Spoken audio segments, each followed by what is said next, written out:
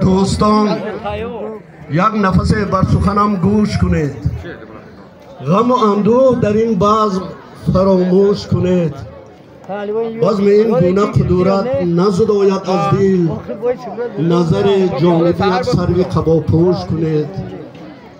بس که داماد شده است مست می جام وصال، جمله برخواسته او را همه آغوش کنید. ساقی زهره جبین دوش بسد قهقه گفت، قدح بر خاطر این دو جوان نوش کنید. مهمانان عزیز عزتمند، با این درگاهی که امروز دو برادری ارجمند که هر دو هم از شخصیت‌های افتخاری دیار حساب میشن، یکی دادری ارجمند نور محمد و دیگری المراد، همین ها تصمیم گرفتند که یک برده نامشان رو با همین یار و رفیقا یک جای بینند و شبی وصل فرزندانشان به هم بپیوندند. موافق انعنه من در هر یک توی‌های دیار یک دست آویز یک مهمانی خود را خونده می‌دهم، چون فردا نمیخواهم به درازا کشم که اینجا حافظان محبوبی ما از راه دور آمدند و همین مهمانان میخوانم. بعد معرکه رو باز رئیس دوره البته دوام میده.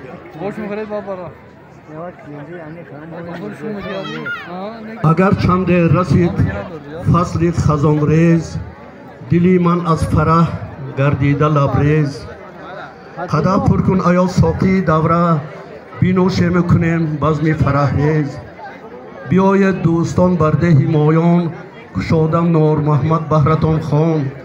کمر بسته برای پیر محمد، زیجان خدمت کند او بحر مهمان. بدخته جامعه شاهی ببینید، چسان شاد است بیبی انار جان. با تو شادی نماید المراد هم، با فرزندش بخواهد بخت محکم. خوشا مستانه مادر شاد ز دختر، بخواهد بخت نیک با رای داور. چسان زیباست بابای پیر محمد، ورا ریحانه اش خوشروی خوشقد. با شاه المه بخواهم بخت نیکو، بگردم صاحب فرزند محروم.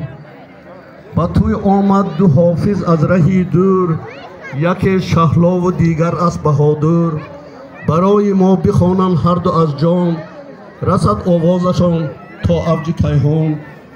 با داماد و عروس دارم تمنا، شود خوشبختترین روی دنیا.